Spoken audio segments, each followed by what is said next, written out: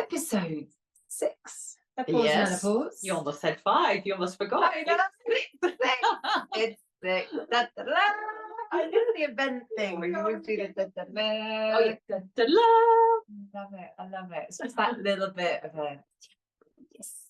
So, Jill, how's your menopause been? How is my This menopause? week? It's all right. It's all right. I did say I am wandering around feeling like I look and feel like I'm 6 months pregnant. Oh. Hence the baggy. I don't know, does anybody else? I know other people get that, but it's weird. I've luckily never really been someone that puts the weight on the tummy. Right. But at the moment I can tell it's water and gas. Lovely. I think that is something that you get. For those who are on the podcast bit and who are not watching this video, she said she's wearing baggy clothes. I'm wearing baggy, so I've got a nice floaty dress on right now. So you can't see all this nasty stuff. Yes. So, on the outside looking in, it looks all lovely. And then on the inside going out, it's gas. It's gas. But it is. I mean, this is way too much information to start off. And we won't go on a tangent. But I'm just going to say this. I'm just going to own it. It's not even smelly. It's just wind coming out of the bum constantly. So there we go. That's how my menopause is. Which means I go to my bed feeling like I'm 6 months pregnant. I wake up in the morning feeling okay. And then as the day goes on, it just, and it touches your clothes. And but what do you think? Do you think that's is that a menopause symptom? It's definitely, yeah. I hear lots of women speaking about it. Something changes. I don't know what it is. And I'm guessing it's a sign for me to do something about my diet. There's obviously something in there that's aggravate that, something's changed. Yeah. That doesn't work for me anymore that's causing that, because it's caused by something, isn't it? But I will investigate. I think I have to. Years ago, so many, many years ago, about 25 years ago, I got diagnosed with chronic IBS. And so lots of good.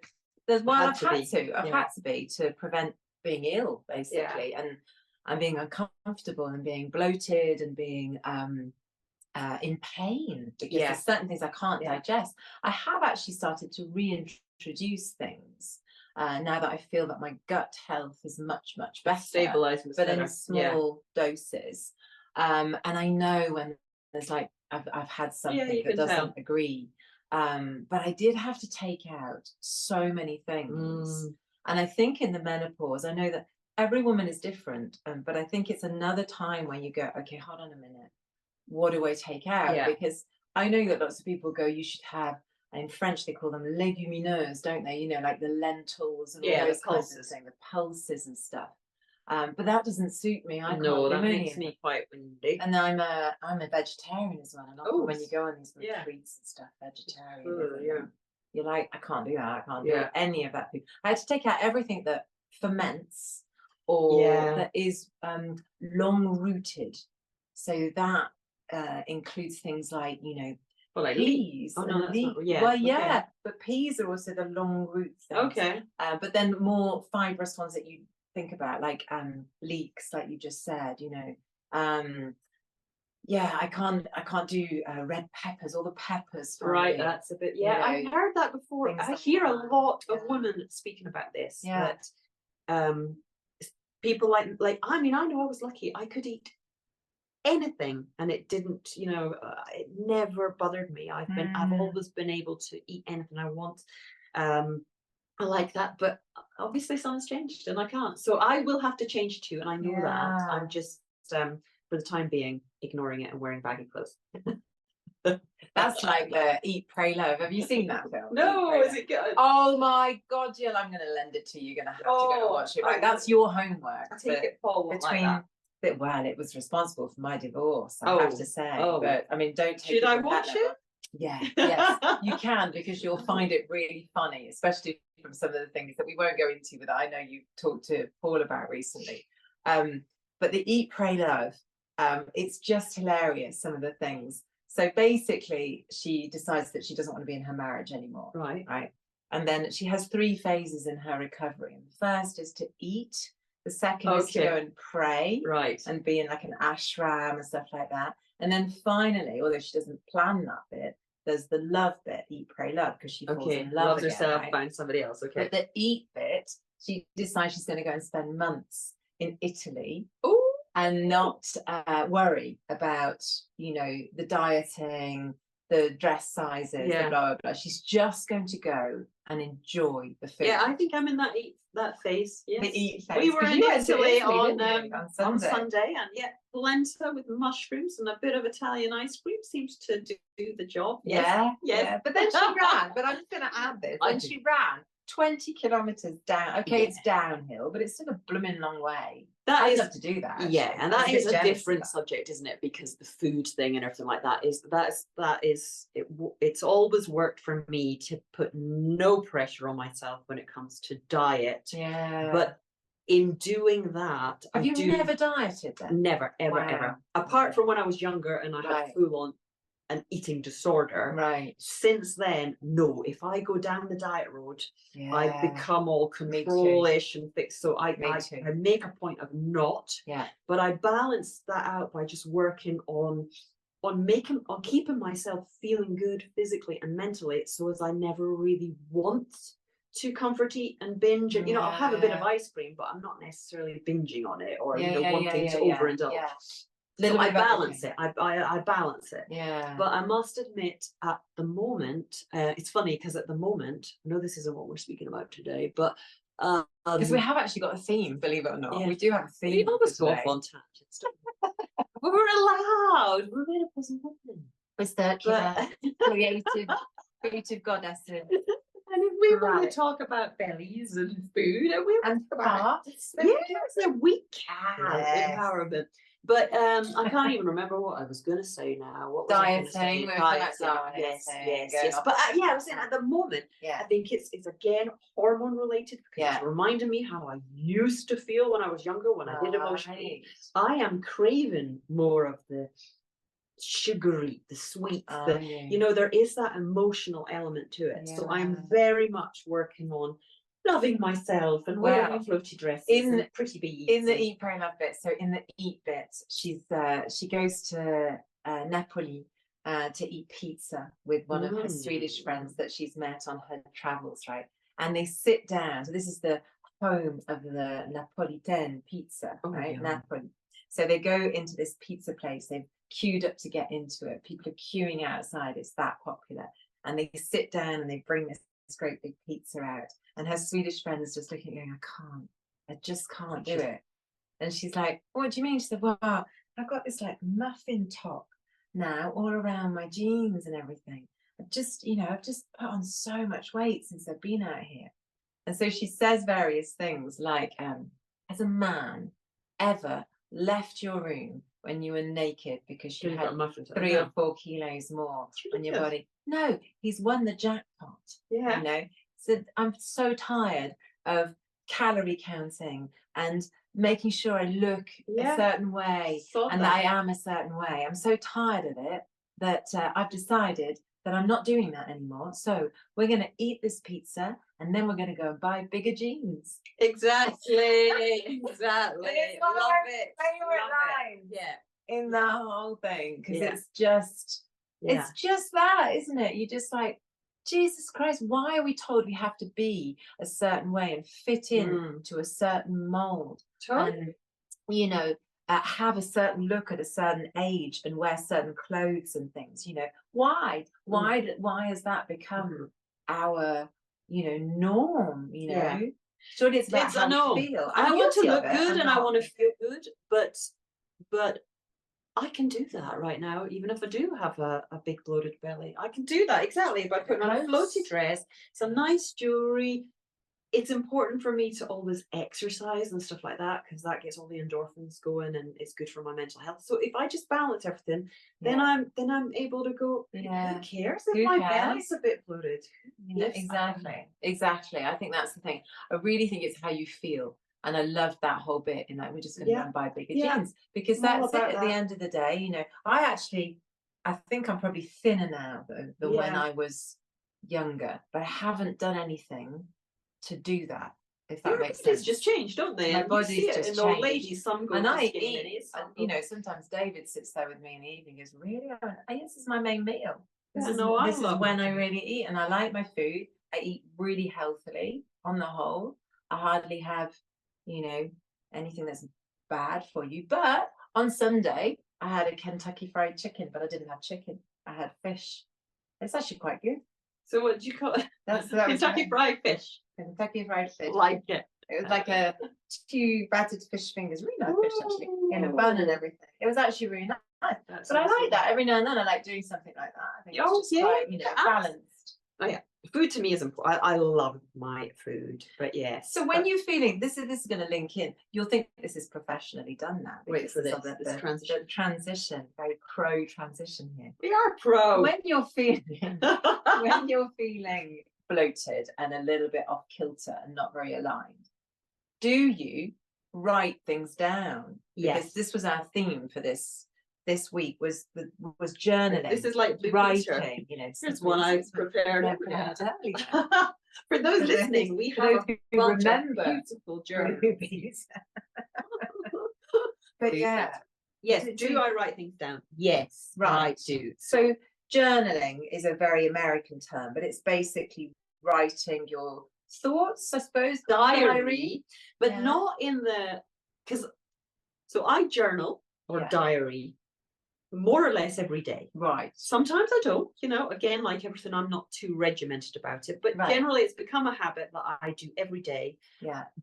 And in doing so, it's made a massive difference to my health, mental health and well-being. Yeah. It's linking into that whole thing again about just the practice of journaling has made me connect more with who I am and what I need and how I'm feeling and why. I use it for all sorts of things, but subsequently the knock-on effect that it's had on my day-to-day life is it makes me a little less reactive. It makes me a little bit more, I understand myself. Do you do it at the beginning of the day then? Yes. Okay. So I do it at the end as well sometimes. But my giving is one of the first things I do in the morning. So when I wake up, I'm talking 15 minutes to myself. Yeah. I either go out on my balcony, or if it's too cold, I'll just sit up in my bed and do it. And I start with my wee 10 minutes meditation. Yeah. Where my head's all over the place, but I'm just focusing on my breath. And then I take out my journal.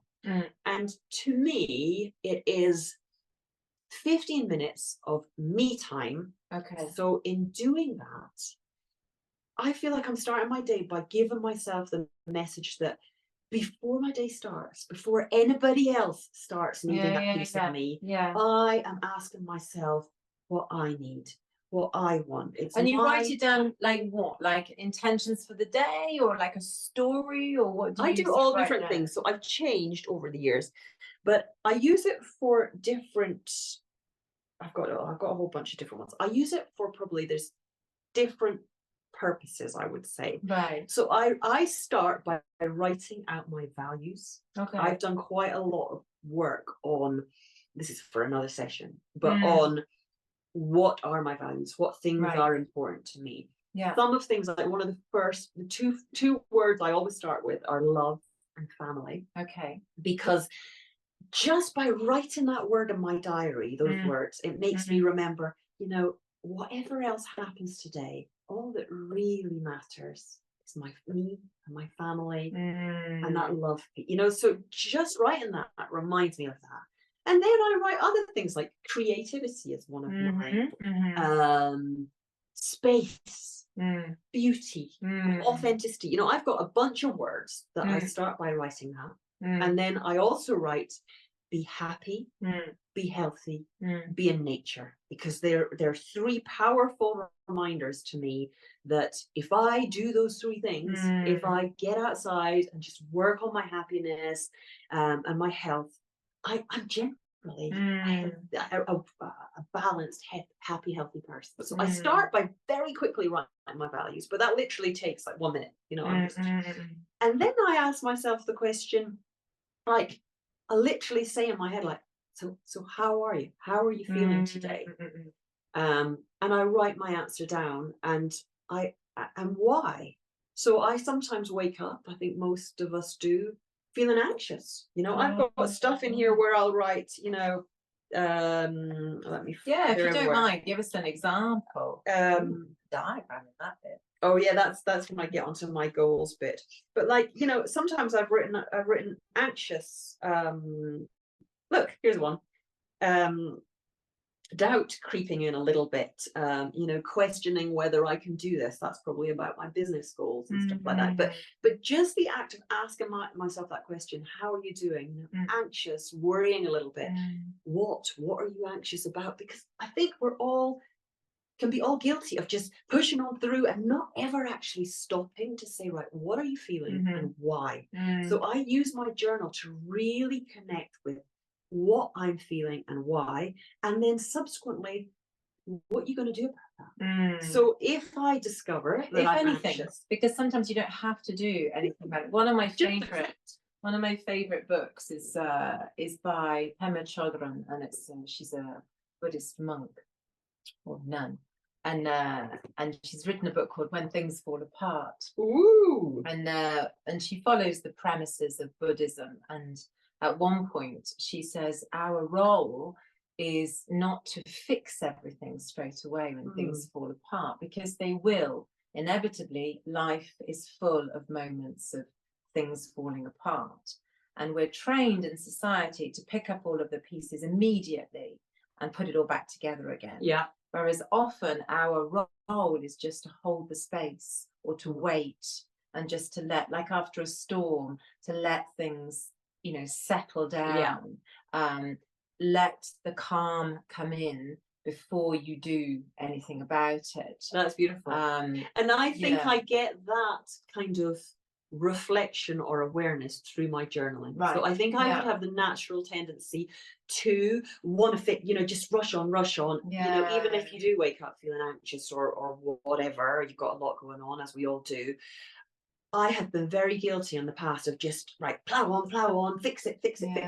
Yeah. And through journaling, I have been able to identify, actually, no, I am maybe anxious or unsettled or whatever.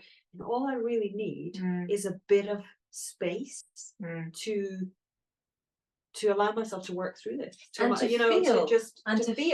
Yeah. And to feel, I think it's really important. I think writing things down there's a big difference, isn't there, between just thinking about something and picking up, like you've got your pen here, but picking up the pen and actually with your own hand. That sounds silly, but with your own hand, because we're so on screens and computers and things like that, but with your own hand writing something down. But I don't know about you, sometimes I don't even realize I'm feeling it, or that something's going on, until I start writing. And then it just all comes out. Intuitive writing, I work with that quite a lot with all the women who come on my yoga retreats and teacher trainings. You know, one of the first things I'll get them to do is to write down their intention for the journey. I've got a lot of that in here. Intentions for intentions this week. Make time to really explore where I want my business to go. Things like stick to my running program, prioritize home and family, you know, those kind of things that it sounds obvious, but especially the family bit, the prioritizing the family, what's important to me, my time. I have a tendency, without that reminder, to just not do that. It's true. I think you're right. And also, I think the other thing you talked about, the end of the day, it's important sometimes to celebrate the successes. And to celebrate the things that you have done. So, for example, Monday, I was a bit all over the place, and I was frustrated because I couldn't get onto something on the computer, and I felt like I hadn't done anything in the day. When I had, you know, and David was like, well, hold on, stop. Take a breath, blah, blah, blah. What have you done today that's a good thing? I was like, well, I have. I've done this, and I've done this, and I've done this. So there've been things that that were successful. And then yesterday was a more successful and productive day, largely because, and I do this every single day, except I didn't do it on Monday. I write my list, but I'm really specific on my list as to what I'm doing, down to the phone call, sometimes at a certain time. Down to, okay, I'm going to practice my yoga, I'm going to, you know, do my run, actually write it on my list. Me too. It's like actually there and visible for me. Whereas Monday, I'd had a vague list for things for the week, but I hadn't done my list for Monday. And that's not, I'm not saying you have to have a list, right, to be successful or whatever. But we're similar like that. But it really helps me just focus in. And I find that gives me more space, bizarrely. For sure. You know, sure. It gives me more freedom and I'm space. exactly the same.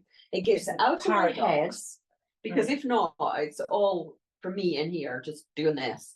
Gets it out of my head. It actually lets me see, okay, this is manageable. Yeah. You know, you've got your, I do that separately. I've got a to-do list that's a very specific daily to-do list. Yeah. And then in my journal, I use that more for my goals. So if I've got something that I want really to work on, that I want to be the priority for that month, that's more what I journal around. Right.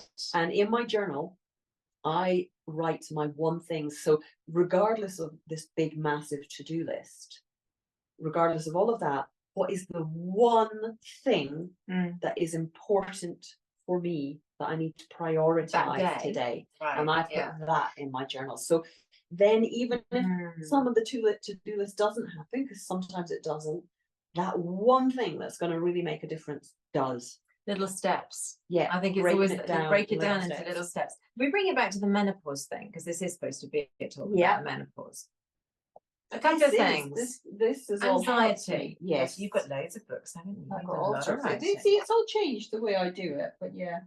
But if you bring back to you talked about anxiety. I would agree. I think there are moments during the menopause journey where you have a lot more anxiety. And I wonder if it's because we're going through another hormonal change and a transition. We've talked about this before. You go from one type of woman that you were into maybe a more authentic version, but it's a bit scary in the middle, because you're just like, well, I don't know what I'm doing now. I don't know who I am. And I found that journaling with guidance can help. So I've just given you one of these books, but I love these books. So this is my friend Elena Brower, and she, so on the visual, you'll see these. This is Practice You by Elena Brower. There's actually a French version, because I know I've got French people, or we have French people who listen to this. There's an Explore-toi, and I actually wrote the preface in that one. Now, this book is really cool, and it's a diary that you write in, but it's like a sort of scrapbook diary in the sense that you fill it in, but it's guided. So it goes through chakra type things. So even if you're not into yoga, you don't have to be into yoga actually, but it goes through I am, I feel, I do, I love, all of those kinds of basic emotions, which are actually linked to the energetic body. But that aside, you don't even have to go into all of that. I found that that's quite helpful, and you can either work through it from the beginning to the end, or you can literally just go right today's this page, and there are little prompts and little questions. Sometimes there's a meditation practice. Nice. And I find that that's really a nice way to explore your way around yourself, especially if you're a bit like, I'm not sure who I am anymore. Yeah. You know, and a lot of people struggle, because in sessions I've been in the past around journaling and stuff, people will be like, I like the idea of journaling, I wouldn't know what to write. So the guided one can be really helpful if you've got a little bit of a block. All that I said about all the values and everything, I came to those conclusions about who I am and what's important to me through journaling. Right. Just by literally open the page and doing me on a page, like putting my name in the middle and sort of writing, what am I good at? What are my strengths? Because what do I want? It's a bit cringy to say that out loud, but you can write it in a journal. Nobody else sees, you know what I mean? So I found that some of those uneasy kind of subjects that you feel a bit uncomfortable with, journal is a great place to explore that. For yourself, for yourself, but also because for relationships as well. I said I would speak about this because we didn't record last week for a very simple reason. I had a really big upheaval in my home environment, and we ended up having a huge row, and then we kind of created some space and peace, and then we wrote a lot of stuff down. Now my partner doesn't do the woo-woo energetic write stuff down, intentions, visualizations, etc., but I made him because it was important for us moving forwards. And we had to write down, I made him write down, I didn't like it, you have to write down that. So we have to do this, we have to write down what we want, because this is clearly not working the way it is. So we need to write down, what is important for you, not just in the couple, but in terms of, your, like you say, values. So what is important for you in terms of your life? What do you need? What is your vision for going forwards? Because that changes from when you were 30 or 20 or 40. Totally, it completely changes, what you need going forwards, and that will change again. But to write it down and to set down, this is what I need, this is what I will not put up with anymore. We actually wrote that one down as well. This is what we will not put up with, or I would not put up with anymore. And this is the sort of vision for going forwards. I even also wrote down a house charter to help the well-being of the home. And then we sat down, so the day after the big, and we read each other what we'd written. Ooh, which was really important, because you're then hearing that person reading out their innermost, because we did it separately. It's honest stuff that you probably wouldn't necessarily say, once you get that pen going, stuff that I think I would have a harder time, if you were just having that initial conversation. Exactly. Would it come out in the same way? Probably no, not. Because it would probably gush out, and it wouldn't be as structured, and it wouldn't be as authentic, and yet it would there would be the need and the desire. It probably gush out, or else it wouldn't be said. Or it wouldn't be said. And whereas there, it's like, when you get to a point, I think, of crisis, because it was a massive point of crisis. It's an accumulation of years of not saying certain things. You have to write it down. You have to actually put down, this is what I will not put up with anymore. I just won't do that anymore. And this wasn't just in the relationship. This was in terms of working life and all sorts of different things as well. So it was important to get things down there, because you can't change things if you don't know what you want and need, and what you won't put up with anymore. Journaling helps you do that. It's that what you need, who you are, what you need. That's what I keep coming back to when I think of journaling. That's what it has given me. And I hear so many women say that that they weren't aware of it until they started exploring it through their journal. Well, the intuitive writing thing is really interesting as well, because when often on a retreat, for example, we'll have done a yoga practice and then relaxation, and I'll be in a really lovely space. And then I'll say, okay, now gently come out of this space and just write whatever comes to mind. And at first, what am I going to write about? Like a kind of immediate writer's block. Am I going to be judged on this kind of thing? And they don't have to tell anybody what they've written. Right? Some people do decide to share, but other people don't. But you'd be surprised to have the people who are the most reticent at first and don't know what to say, and they're faced with blank pages, all kind of pouring out, and they write pages of the stuff, There are different forms of journaling. I know you've heard of Julia Cameron's The Artist Way, but she does a morning pages where she encourages you to do, every morning you just sit down and you have to write 3 entire pages. Oof. Now that's a lot. I stopped doing it because at first I was like, I don't know what to say, and then I'm a slow writer too. It's taken me an hour. I'm like coming out with all this, but I can see the power in it for exactly what you just said, because you start by going, don't really have anything to write today, so you write that, and then as you get on, before you know it, it's like, whoa, where on earth did that come from? And I guess it's stuff that you're all keeping bottled. It's in there. And you do. So if you come back to the chakra idea, so these energy zones, right? What ends up happening is your heart chakra and the throat chakra get restricted, and you find you're kind of losing your voice, or you're feeling like tight like that. I remember when I had to say, I knew what the reality of my marriage was, and I realized that there would come a moment where I'd have to say something, and I didn't for such a long time, because I thought, I'm just going to burst this bubble that my kids are in, and blah, blah, blah. And I'm the one that's going to be responsible for that. And for about 1.5 years, I didn't say anything. I didn't even say to myself at first the reality that I was kind of facing.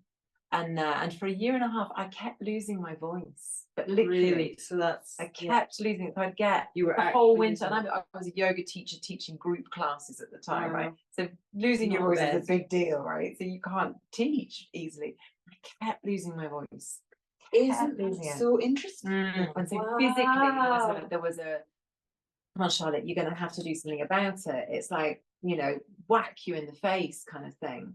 This is a sign, you know, but you don't want to listen to it, right? So you think, oh, like the tummy thing, you know, as some people will feel their stress in their tummy, right? This is another energy area. So this is, Jesus, I need to get rid of something. I need to transform something. I might need to create something or do something. But that's like a spaghetti junction down here, right? And it's like, well, which one am I coming out at, right? For anyone who doesn't know what that is, it's a junction in Birmingham, roundabout system.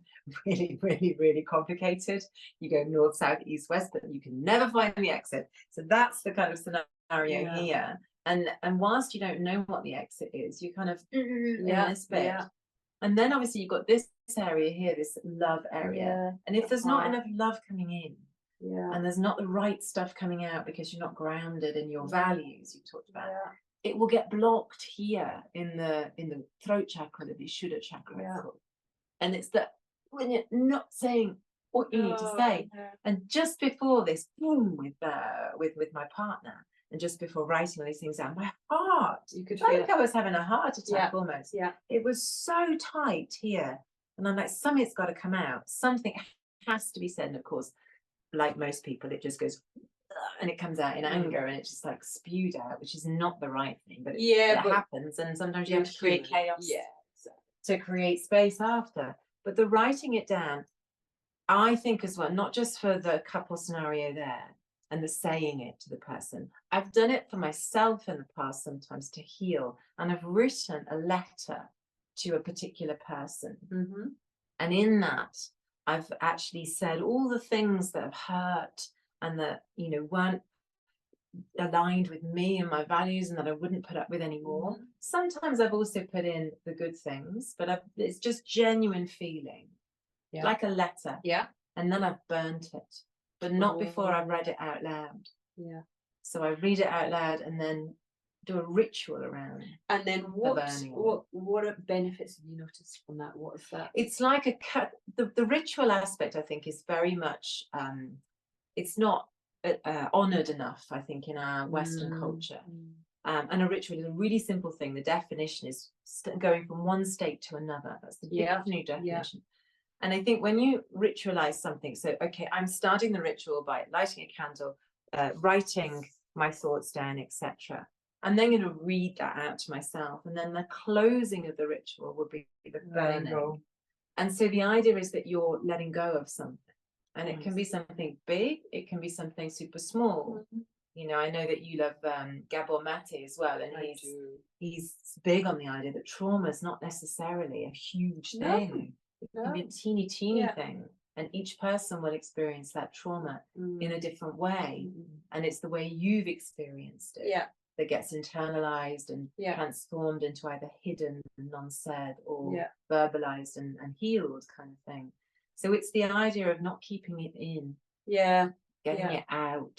There's so much around that, isn't it? I mean, I love all that, but the negative links and associations with all, I mean, we won't go there today, but all sorts of health issues linked, you know, the science is there that proves that keeping it in, that bottling, what we know, what we say, that it creates it, it has to come out somehow, doesn't it? The Anatomy of the Spirit by Carolyn Myss is a really good book on that. In fact, she's done Sacred Contracts and Anatomy of the Spirit.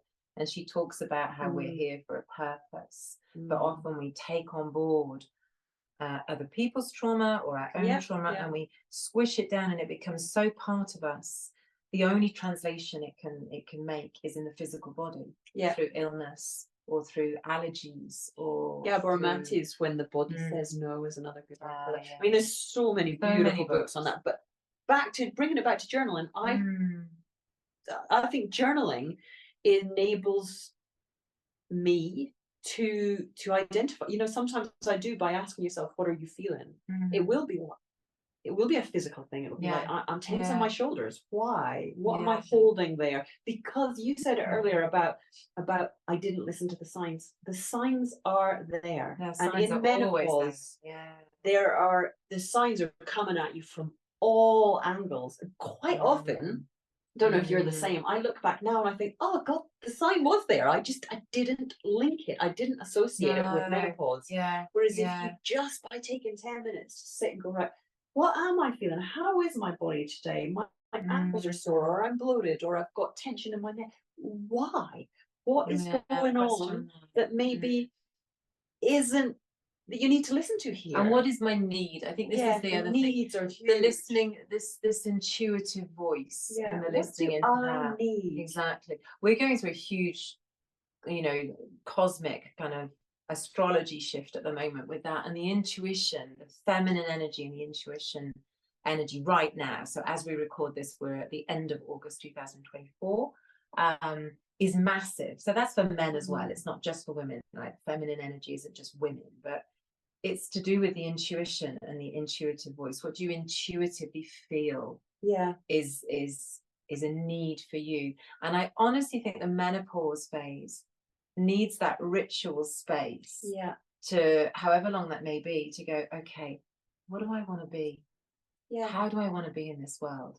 Who am I really? You haven't spoken about that long before, but you've got about, I hate to be morbid, but best case scenario, when you hit 50, you've maybe got 50 more years. But it's an opener, isn't it? It's a big, you've got 30 more or 50 more summers, You go from those years where you think you've got forever to suddenly, and we're all surrounded by loved ones who are dying, or people getting ill. We're in that age bracket now, aren't we? More and more. And I think it is such an eye-opener that not only do I not have long, but I've really not got long of the time where my body's going to still do the work in a way that's going to allow me to do certain things. I read this thing yesterday. Maybe we should close on this one, but I read this thing yesterday, and I didn't save it. I don't know if I'll be able to find it again, but it was I think it was 43 things from a 90-year-old woman, 43 things that she recommended you do. I mean, some were funny, like, resisting chocolate is futile was one of them. Absolutely. Exactly. If in doubt, go outside. There are miracles happening there all the time. Yes. Don't care what other people think of you. No. Because it's none of their business. No. Be and do exactly what you need to be and do. There's all sorts of things like that. Life is short. Exactly. Life is worrying about what everybody else thinks. So that's a big thing that's hit me in these last few years. Is like, God, life is short, and I have spent a lot of time worrying about what other people think and whether you should do this and whether you should say that, and then now it's like, no, this is my time now.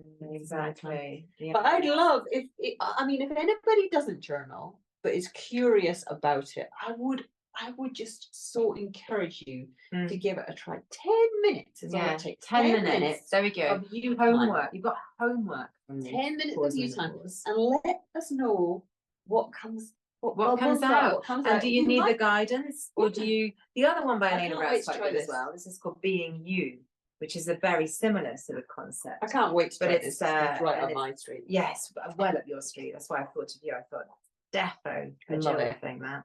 But and I actually stick things in, so I haven't stuck that one in yet. But I actually find cards and I stick them into my little journal as well. I know we're going to close, but I think one of the reasons I like this so much is because one of my values is creativity. Yes, and then super important. But generally speaking, I work for a large part of the week in an insurance company. We've got busy lives. There's not a lot of creativity. No, things like this enable me just to get a wee bit of beauty of creativity to write my feelings, to write in a way that is creative. And don't think you're not creative, because a lot of I've heard this a heck of a lot from friends, from family, from retreat, and from yoga teachers, etc. Oh yeah, but I'm not creative.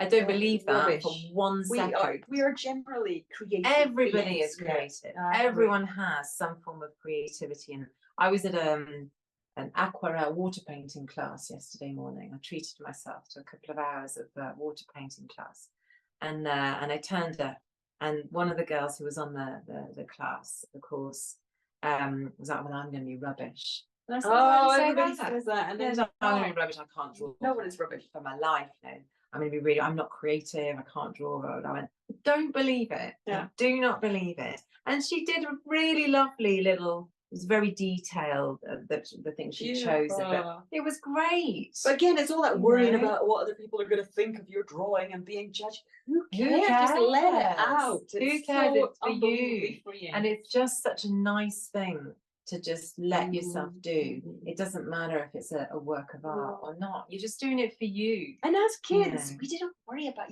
when you come into this world and you're little, we create, don't we? And then over the years, it's like, I always remember doing that. My mum's a bit of an artist, right? And she likes her colour coordination, and she likes but I always remember we used to, in the autumn, we get leaves, right? And then we do the print of the leaves. Do you remember that? You'd like rub something over and you get the print, and then you'd have to like draw it in and blah blah blah.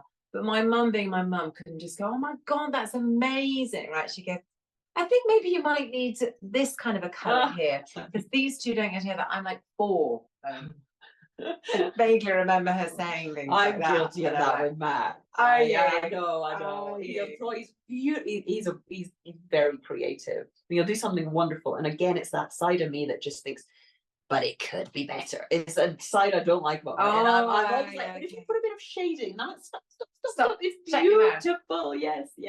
I actually had a conversation with my girls who are now 16 and 21 recently, and I just said, is it possible for me to possibly throw some of the things out from your childhood? And they were like, oh my god, I can't believe you kept it. That was rubbish. Oh my god. I had a box of all the sort of macaroni, whatever they are. Matt goes and takes them out of the bin. If I put it in the bin, he can't use it before he takes it back. He's like, Mummy, I can't believe you've thrown that away.